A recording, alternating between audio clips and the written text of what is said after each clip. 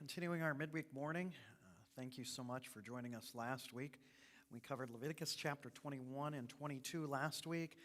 This week we'll be in Leviticus chapter 23, and the nice thing about Leviticus chapter 23 is it covers 100% of the same topic. There's not a real breakdown of different themes within this chapter. And the other nice thing is the topic that it covers is representative of all the feasts, the 7 annual feasts of the Bible are spoke of right here in this passage. So Leviticus chapter 23, let's begin in verse 1 and 2, and let's see what the Word of God says for us this morning. And the Lord spoke to Moses, saying, "Speak to the children of Israel, and say to them, the feasts of the Lord, which you shall proclaim to be holy convocations, these are," and then if you notice the capitalization in the next word, "my feasts."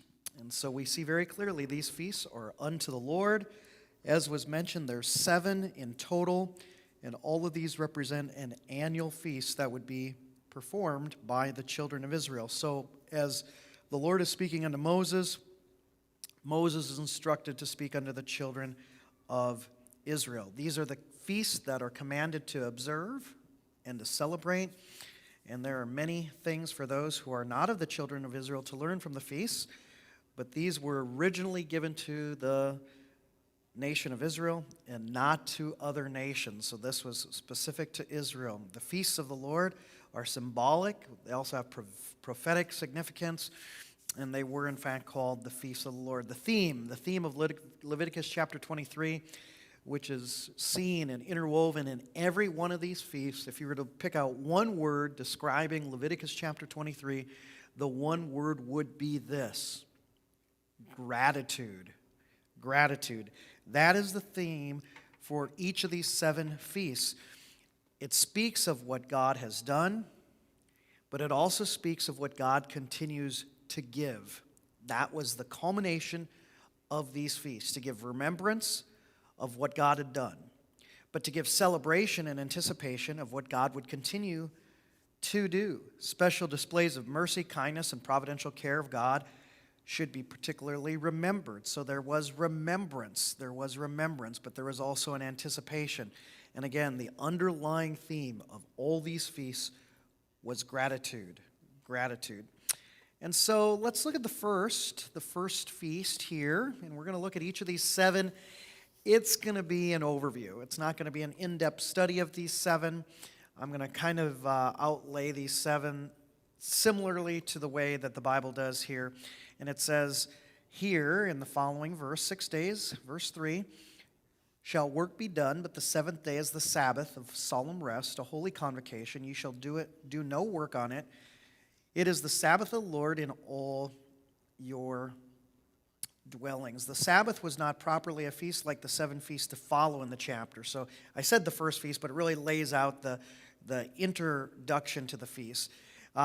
This was considered a holy convocation, as seen in verse 3, a day set apart not only for solemn rest, but there was also this purpose and reason to the gathering of the people of God. So centuries after this, when the Jewish people were scattered in exile, they started to meet in synagogues on the morning of the Sabbath.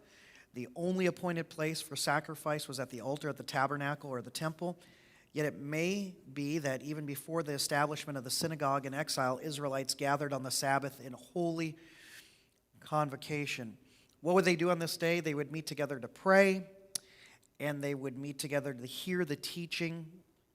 And so Christians today gather on an appointed day of the week. Most often, it is Sunday. Some religious sects do meet on Saturdays. In fact, I grew up in a community where we had a representation of Seventh-day Adventists. They would meet on Saturday. I don't have time today to go throughout all their teachings. Some of their teachings may be a bit concerning as it parallels with Scripture, but my dad hired a Seventh-day Adventist gentleman, and he would work very, very hard throughout the week, but without exception, he had to be done by the time that the sun was going down on Friday, and he would not be able to go back to work until the sun had went down on Saturday. He definitely was a Sabbath keeper, and his Sabbath was celebrated and honored and observed on Saturday. We as a Christian community, we gather on an appointed day of the week. Our day is Sunday, as in John chapter 20, verse 19, Acts chapter 20, verse 7, 1 Corinthians chapter 16, verse 2. We gather as well before the Lord. The words translated Sabbath and rest have the same root in Hebrew, and the word for seventh is also very similar. 6 days shall work be done. Now, culturally, we work in the Western Hemisphere. Culturally, we work typically a 5-day work week. Some people work 6. And yes, some folks do not observe any Sabbath, and they work 7 days a week. I've been asked throughout my years of ministry, does it have to be on Sunday? And I would say no. I think Sunday is a great day to have that day of rest, because often it'll afford you the opportunity to come into fellowship with another group of believers at a place which we identify as church. But I understand if healthcare workers, police officers, a number of different occupations absolutely have to have their doors open on Sunday. And so we don't fall under the tenets of legalism. I would say this: if you are having to work on Sunday, do your best to find another day of Sabbath, another day of rest. I do not believe God intended us to work 7 days a week at all. In fact, even in his creative order, it was God who created this world in 6 days, and on the seventh day, he rested. So I really think it would be needful that we follow that pattern. And here it says, 6 days work shall be done. In shortened form, this is a repeat of the Ten Commandments, Exodus chapter 20, verses 8 through 11. You remember the Ten Commandments, and one of those, thou shalt keep the Sabbath holy. And so I would encourage you to consider where you're at on this particular topic. Again, I'm not coming down on anybody. I'm not saying we don't have workers, especially during this pandemic, who needed to serve the community and serve humanity as far as working. Sometimes I get people who will become very argumentative of doing this and doing that and doing this and doing that, and they'll go out to eat on Sundays, as does my family. Let me qualify this. But man, they say, we shouldn't do this, we shouldn't do this, we shouldn't do this. But yet, on Sundays, they'll say, hey, I have no problem having somebody serve me in a restaurant. Well, again, be consistent, know where you stand, have a conviction about you, and, should you be a Sabbath keeper, make sure you honor that in your devotion unto the Lord. And so try to find that Sabbath. I don't look at Sunday as my Sabbath at all, because I'm very much working on Sundays. I try to find another day during the week. Sometimes I knock it out, sometimes I don't. But really that's between each of us and the Lord, and we should honor the Sabbath and keep it holy. And so that's this first verse. The Sabbath was commanded here, and it was observed by Israel, and it was a shadow of things to come, but it's the substance of Christ, as seen in Colossians chapter 2, 16 and 17. In the New Covenant, the idea isn't there is no Sabbath, but that every day is a day of Sabbath rest and finished work of God. Since the shadow of the Sabbath is fulfilled in Christ, we are free to keep any particular day as the Sabbath after the custom of ancient Israel. Now we look at the feasts, and the first 4 feasts that are mentioned in Leviticus chapter 23 are feasts that take place in the springtime. And then the last 3 feasts, these are all annual feasts, they take place in the fall season. And so the first feast, as outlined in verse 4 and 5, is the Passover. These are the feasts of the Lord, holy convocations, which ye shall perform or proclaim at their appointed times. On the 14th day of the first month at twilight is the Lord's Passover. And so the Lord's Passover, this is first told of in Exodus chapter 12, when Israel was a slave to the people in Egypt. Through Moses, God sent a series of plagues upon Egypt to convince Pharaoh to set the Hebrews free and allow them to go into Canaan. When the plagues did not convince Pharaoh, God sent one final plague, the death of the firstborn in every household across the land of Egypt. The households of the people of Israel were spared this terrible judgment if they followed God's command to sacrifice a lamb And you remember what it was, to apply the blood on the top and the sides of the doorway of each of their homes. When the angel of judgment came to take the life of the firstborn of the house across the land of Egypt, the angel would pass over, beautiful word picture there, pass over the homes that were under the blood of the Lamb. And so first we see the Passover. And then in the New Testament, the foreshadowing is simple. Jesus Christ is identified as the Passover Lamb, and the death of Jesus was at Passover. At his blood, that makes judgment for God to pass over each of us. The second feast. So the first feast we see in verses 4 and 5. And then the second feast is 6, 7, and 8. This is the feast of the unleavened bread. Now, leaven in the Bible pictures sin. This is the feast of the unleavened bread. And on the 15th day of the same month is the feast of the unleavened bread to the Lord. 7 days you must eat unleavened bread, and on the first day you shall have holy convocation, and you shall do no customary work on it, but you shall offer an offering made by fire to the Lord for 7 days. The seventh day shall be a holy convocation, in which you shall do no work on it. So here we have the Feast of the Unleavened Bread. It was originally established at the first Passover, and you can find that in Exodus chapter 12, verses 14 through 20. In some ways, it was the second part of the Passover. This is one of the 3 feasts of which God commanded all the men of Israel to gather before him yearly. The Bible did say earlier, as we read the passage, that they must eat of the unleavened bread for 7 days. This was of practical necessity. They left Egypt in such a hurry that there was no time to allow the bread dough to ferment with leaven, yeast, and rise. After the first Passover, the Feast of the Unleavened Bread was a testimony throughout your generations. And I believe this was in Exodus chapter 12, verse 14.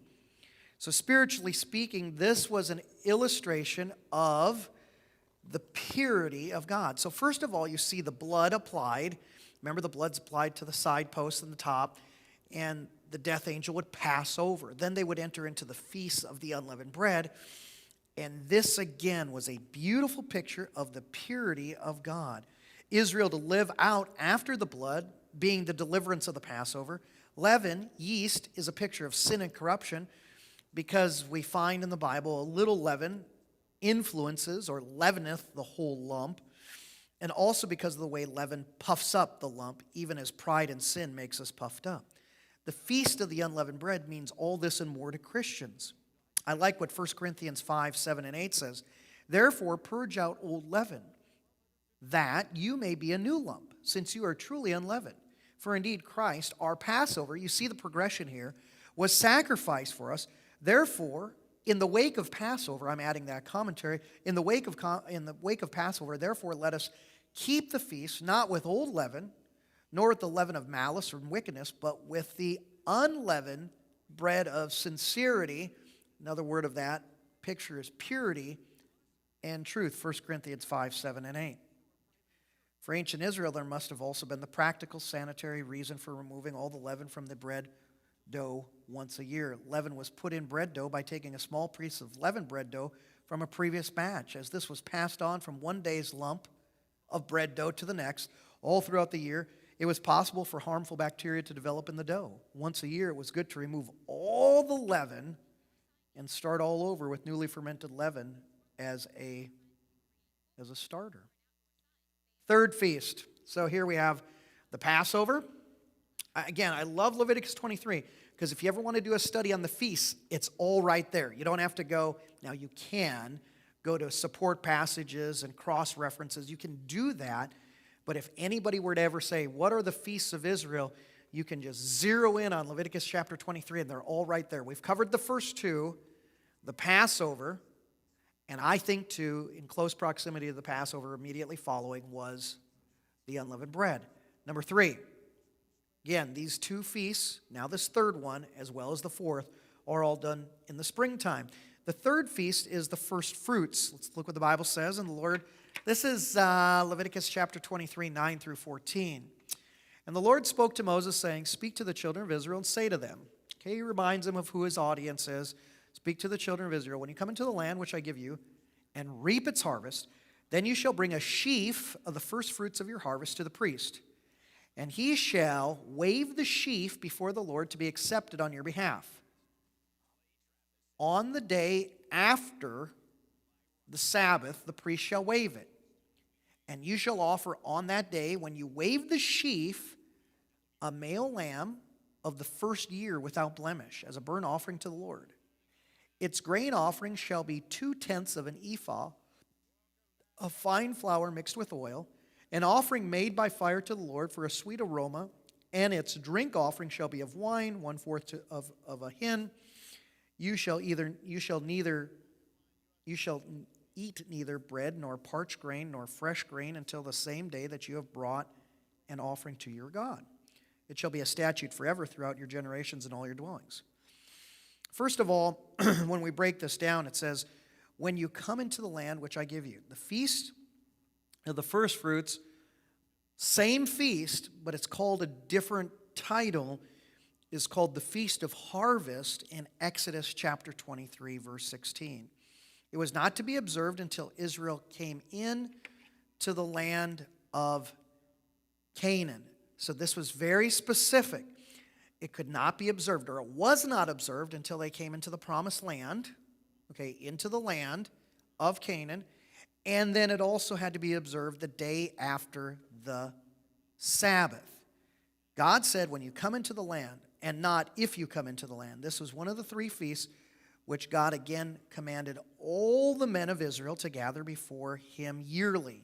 Again, that's supported in Exodus 23:17.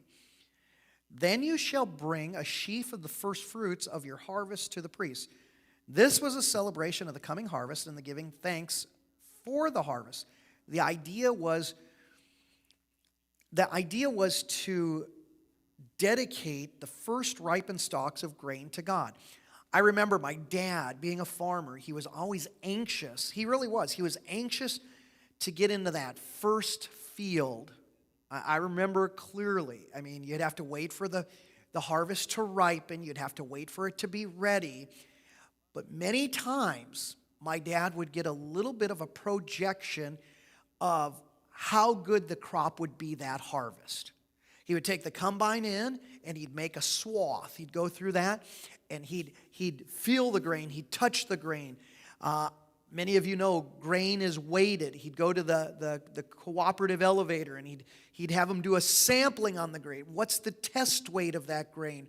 What's the moisture of that grain? What's the quality of that grain? Just by doing the first swath, my dad was able to make a pretty determined projection on how the rest of the crops might fare for themselves. Now, that seems unique to a modern day farmer. They'd want to know, like, how's it going to look? How's the produce going to be for the year?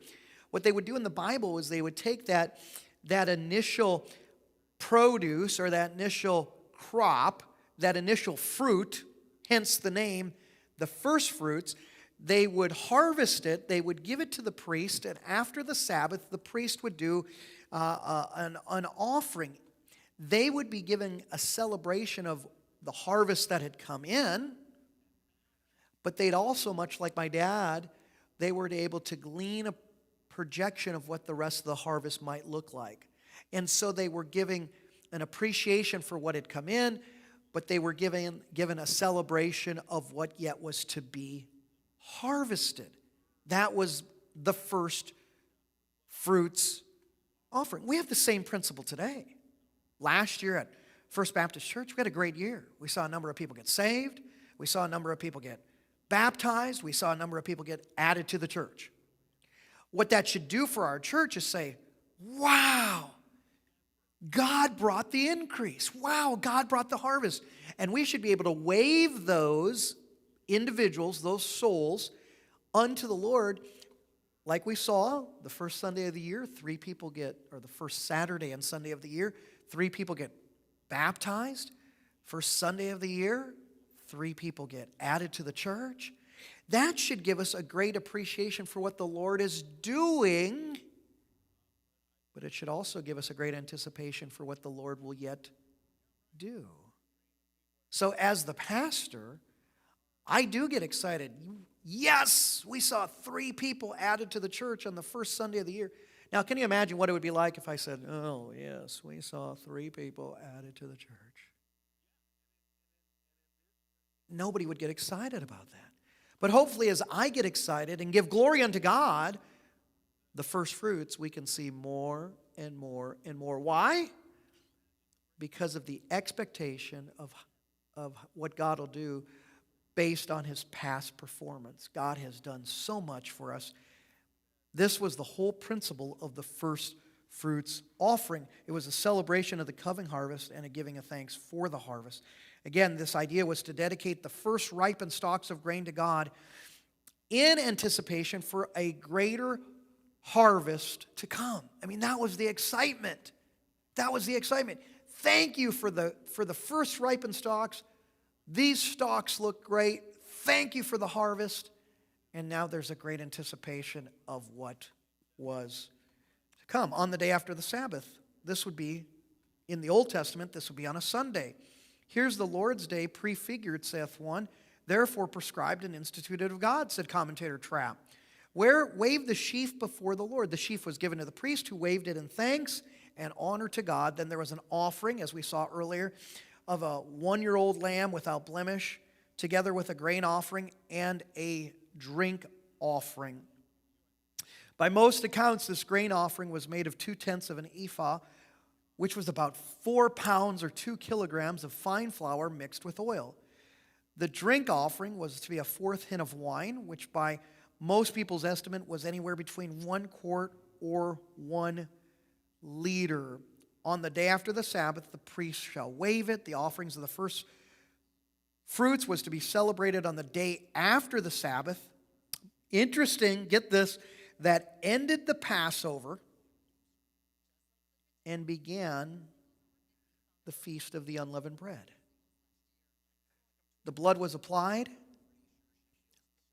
It ended on the Passover, the Sabbath. After the Sabbath, the Passover ended, so on Sunday. And then was the commencement of the Feast of the Unleavened Bread, purity. This means that the 3 first feasts of Israel's calendar, Passover, Feast of the Unleavened Bread, and the first fruits, all happened close together. These 3 feasts. Okay, there's 4 feasts that take place in the spring. 3 of them all took place within a 9-day period. So when you look at these 4 feasts of spring, don't suspect that this took, there was a feast in January, or there was a feast in February, or there was a feast in March, or there was a feast in April, or no. They took place in these first 3 in very close proximity. 9 days were the bookends. Passover, unleavened bread, first fruits. All took place in close proximity. The 4th feast, verses 15 through 21. Okay, we're just about halfway through this, so hang on. We'll get through it. A little longer lesson this morning than previous weeks. The 4th feast is called the Feast of Weeks, and in your notes you may also want to put this, or it is also called, without exception in the Bible, the Feast of or Pentecost. Pentecost. Look what it says. And ye shall count for yourselves from the day after the Sabbath, from the day that you brought the sheaf of the wave offering, 7 Sabbaths shall be completed. 7 times 7 is 49. Oh, there's so much numerology in this. It's if you're a numbers person, this is pretty fascinating. I don't got time to break this all down. But you have 7 feasts. By the way, in the Bible, 7 is not always a picture of perfection. Now, we've been taught that. 7 is the number of perfection. That is a misnomer when it comes to Bible numbers. However, 7 in the Bible is always a number of completion. Completion. Oftentimes, it's a number of perfection, but not always. always it's a number of completion. So we have 7 feasts, 4 in the spring, 3 in the fall. Now we have 7 Sabbaths, 49 days. And then the Bible more specifically says, count 50 days to the day after the 7th Sabbath. Then you shall offer a new grain offering to the Lord. So I told you these first 3 feasts take place in 9 days. And now we add 50. These 4 feasts take place within 59 days. Okay? Then you shall offer a new grain to the Lord. You shall bring from your dwellings two loaves of 2/10 of an ephah. Then you shall have fine flour that shall be baked with leaven. These are the first fruits to the Lord. And you shall offer the bread with the bread 7 lambs of the first year. There's 7 again. Without blemish, 1 young bull and 2 rams. They shall be as a burnt offering to the Lord, with their grain offering and their drink offerings, an offering made with fire for a sweet aroma to the Lord. Then you shall sacrifice 1 kid of the goats as a sin offering, and 2 male lambs of the first year as a sacrifice of a peace offering. The priest shall wave them as the bread of the first fruits, as the wave offering unto the Lord with 2 lambs. They shall be holy to the Lord for the priest. You shall proclaim on the same day that this is the holy convocation to you. You shall do no customary work on it. It shall be a statute forever in your dwellings throughout your generations. Count 50 days. First thing we see is count 50 days after the 7th Sabbath, then you shall offer a new grain to the Lord. 50 days after the first feast of the first fruits. At the completion of the wheat harvest, Israel was called to celebrate the Feast of the Weeks. Now, if you're looking for some similar terms, but maybe worded just a little bit differently, in Exodus 23:16, let me see here, the feast of the Pentecost, or let me get this right title here. I don't want to mislead you. The Feast of, let me pull this up again, Weeks, okay? Then we go down to Exodus 23, and I believe it was called, I'm trying to get my notes up here, the Feast of the Ingathering. So if you see the Feast of the Ingathering in Exodus 23:16, that's the same word for the Feast of Weeks. It's not a different feast. The Feast of the Ingathering, Exodus 23:16. And then where do we get Pentecost? We get Pentecost in Acts chapter 2, verse 1. Acts chapter 20, verse 16, by bringing in a new grain offering to the Lord and offering specific sacrifices. The name Pentecost means 50th day in Greek. This name is used of this festival in the New Testament because the feast was celebrated 50 days after the Feast of the Unleavened Bread. So when we look at the Feast of the Unleavened Bread, if you're looking within the closest proximity, as was mentioned, all 4 of these feasts were done beneath the 60-day period. The first 3 within 9 days, and then of course the second within the 50 days. Counting 50 days according to the Hebrew way of calculating, the beginning and the ending of any of these periods are counted. Ye shall bring from your dwellings 2 wave loaves to be baked with leaven. Offer this bread with 7 lambs, 1 young bull, and 2 rams. Again, this was highly unusual. Generally speaking, Israel was forbidden from offering any kind of leaven or yeast with a blood offering. However, there was a special symbolic message from God in the command to wave 2 leavened loaves of bread before him at the Feast of Weeks, and then to offer those loaves with the burnt offerings. And then again, it closes with, this is a holy convocation to you. Now again, these are the first 4 feasts. Let's conclude this book with the final 3 feasts. Before we do, let's look at verse 22. When you reap the harvest of your land, you shall not wholly reap the corners of your field when you reap, nor shall you gather any gleaning from your harvest. You shall leave them for the poor and for a stranger. I am the Lord your God. Well, by the way, this was a reminder within the harvest to leave a little bit of the corners of the land. We see this very clearly with Ruth as she was gleaning in the fields of Boaz. And remember, she went there, got permission. She was able to engage a little bit with the field workers. Remember Boaz, he said, hey, leave Ruth alone. So this was a picture that was seen consistently throughout the Bible. Verse 22 specifies, what to do here, and it's a way to be generous. So there's this transitional verse in verse 22, going from the first 4 to the final 3, and it gives some specific instructions. Again, we can learn more about the practical benefit of that in Ruth and how God orchestrated that for Ruth to ultimately be Boaz. Remember, she was laying on the threshing floor, and I won't go into all that, but it's a beautiful, beautiful story. That's a book of the Bible I really should teach through. Who knows? Maybe this fall we'll dive into the book of Ruth. The last 3 feasts celebrated in the fall. The 5th feast, the Feast of the Trumpets, or Rosh Hashanah. The Lord spake to Moses, saying, Speak to the children of Israel, saying, In the 7th month, on the first day of the month, you shall have a Sabbath rest, a memorial of the blowing of the trumpets, a holy convocation. You shall do no customary work on it, and you shall offer an offering made by fire to the Lord.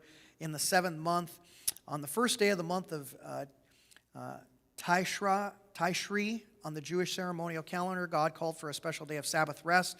The ceremonial blowing of the trumpets, this is the first mention of this feast in the Bible. A memorial of the blowing of the trumpets, a holy convocation. The trumpets were blown together to gather God's people for this holy convocation. And there was also an offering made by fire unto the Lord. Basically, when those trumpets were blown, all work would rest. They'd gather together and they'd perform this feast.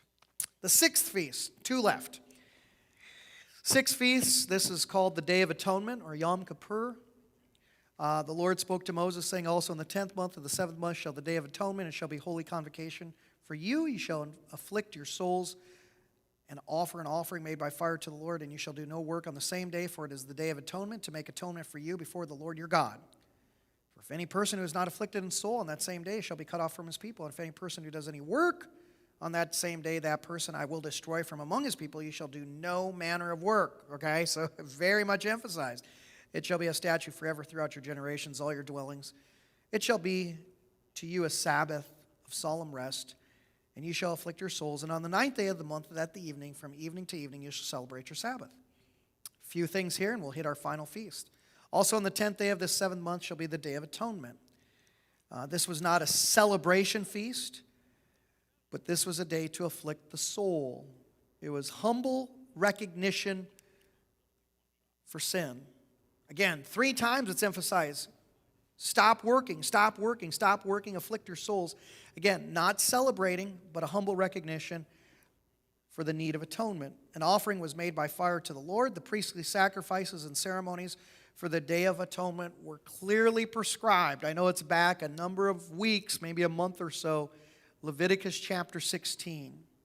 Here the emphasis on what the individual Israelite did on that day. You shall afflict your souls, which was first made aware in Leviticus 16:29. This day has been interpreted as a day of fasting for the entire day, to make a day of solemn reflection over one's sin and the life of the previous year. You shall do no work on that same day.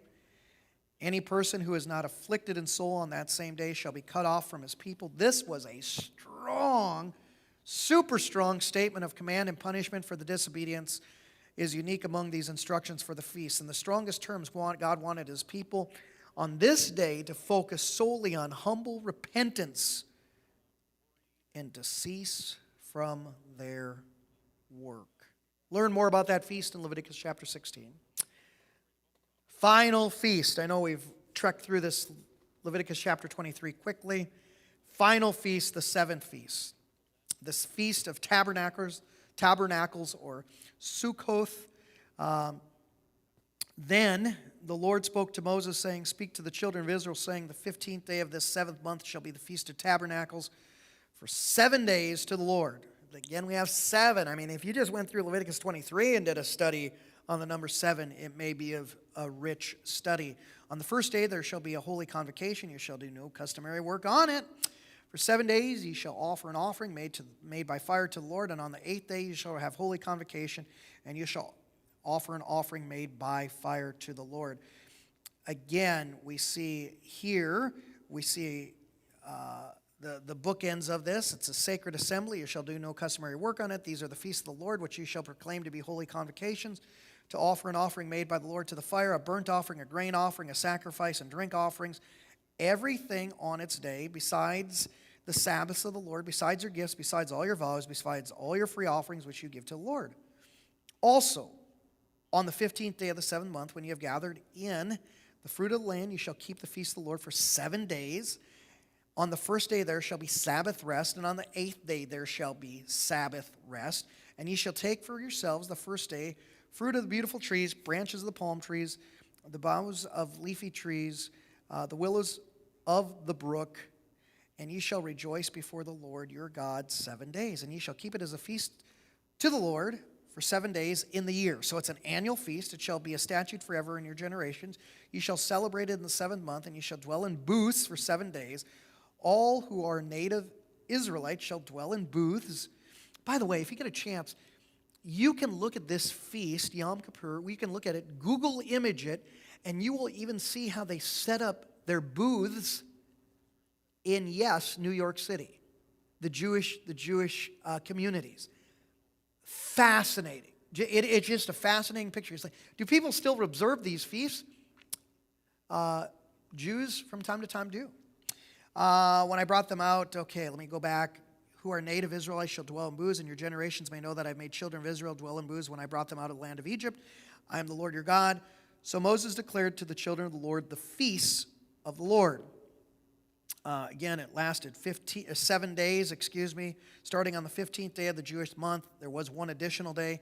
This is the first mention of this particular feast in the Bible. The Feast of Tabernacles began and ended with a holy convocation. Each of those days was a day of rest. Sacrifices were to be held throughout the week: burnt offering, grain offering, drink offering.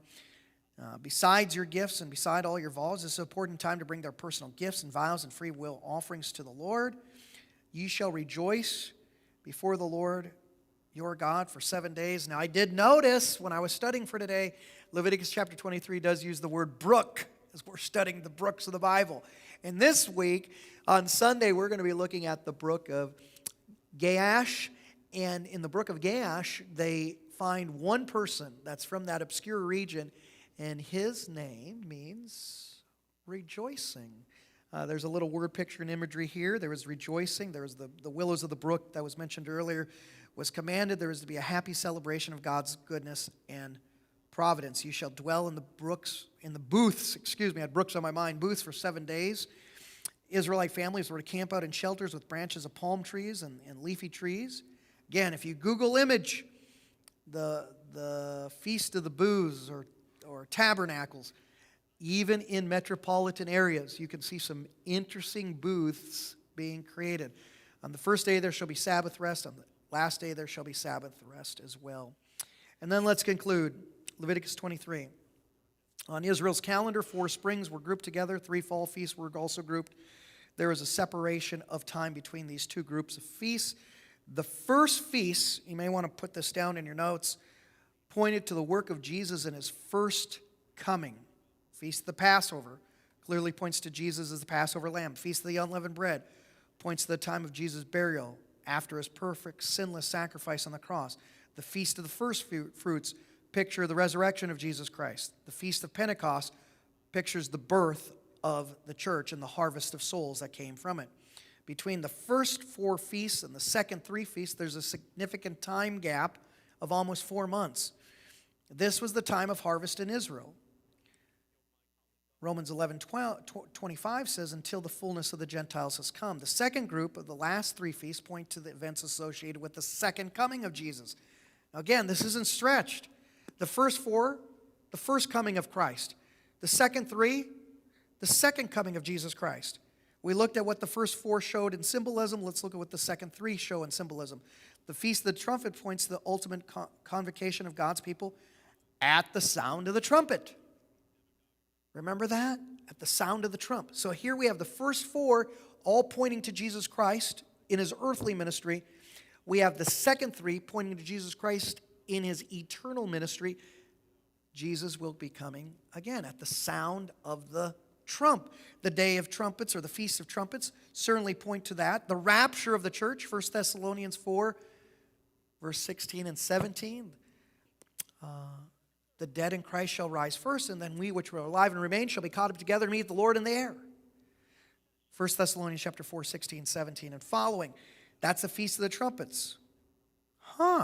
Associated with the second coming of Jesus Christ. How about the Day of Atonement? Not only points to the ultimate perfect atonement Jesus offered on our behalf, but also of the affliction, great, and salvation Israel will see during the Great Tribulation. In Jeremiah 37, it says regarding this period, alas, for that day is great, so there is none like it. And it is the time of Jacob's trouble, but he shall be saved out of it. So you have that 7 years of tribulation. At the 3.5, the midpoint, 3.5 years, Jacob's sorrows become exceedingly troubled. And so we see the Day of Atonement. Beautiful picture of that time period. The Feast of Tabernacles, prophetic calendar. Oh, this is rich. I don't know if you're premillennial, postmillennial. I don't know if you're pre-trib, mid-trib, or post-trib. I don't have time to break all those things down this morning. I personally, when it comes to eschatology, I am pre-tribulational and I'm premillennial. I'm a pre-tribulationalist and I'm a premillennialist based on my understanding of eschatology. When you look at this in chronology, these last three feasts fit that model. You have the first, the trumpet. You have the trumpet, okay? The trumpet is blasted. That's a picture of the rapture, 1 Thessalonians chapter 4, 16, and 17. Then you have the tribulation following the rapture, okay? 7 years. Following those 7 years, you have the 1,000-year millennial reign of Christ, which is seen. The Feast of Tabernacles points out the millennial rest and the comfort of God, comfort from God to Israel and all God's people. Feast of the Tabernacles is specifically said to be celebrated during the millennium. Where in the Bible does it bring this out? Zechariah chapter 14, 16, 17, 18, and 19. There is at least some evidence that each of these four feasts pointing to the first coming of Jesus saw their prophetic fulfillment on the exact day of the feast. Jesus was actually crucified on the Passover. You may want to write these down. John chapter 19, verse 14. It is probably best to regard the meal that he shared with his disciples as the Passover meal, but it was actually eaten the day before the actual Passover.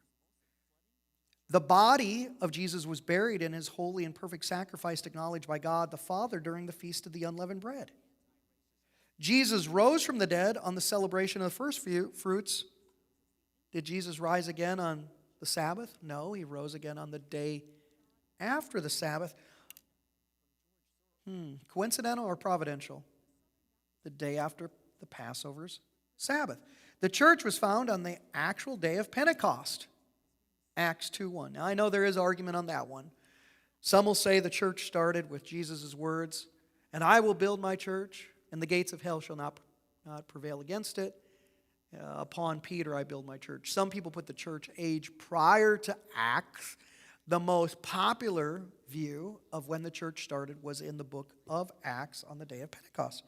For this reason, some suggest that it would be consistent for God to gather his people to himself on the day of the Feast of the Trumpets, the Jewish holiday of Rosh Hashanah, as this event was described in 1 Thessalonians chapter 4, 16 and 17. I don't know. If you ever just want a good overview of the feasts, start with Leviticus chapter 23. All of them are there. I have touched today the tip of the iceberg. You can go so much deeper with this study. If any of you need some additional books beyond the Bible that would help you understand the feasts, I have a number of them. I used to do annual studies on the feasts themselves. I probably have a library of 20, 25, maybe close to 30 books on the feasts alone. And so if you need any books, unfortunately I haven't got all my books unpacked yet, but if you need any books on the feasts and you'd like to dig deeper into this study, I'll do my best to make those books available. Tonight, we do have FBC Kids at 6 o'clock. We have Billboard Youth at 6:30. I'm going to reach out today to my adult elective and see if we're going to meet tonight. We have a good amount of people in our church, a fair amount of people that have COVID, and we don't wish for it to spread any further.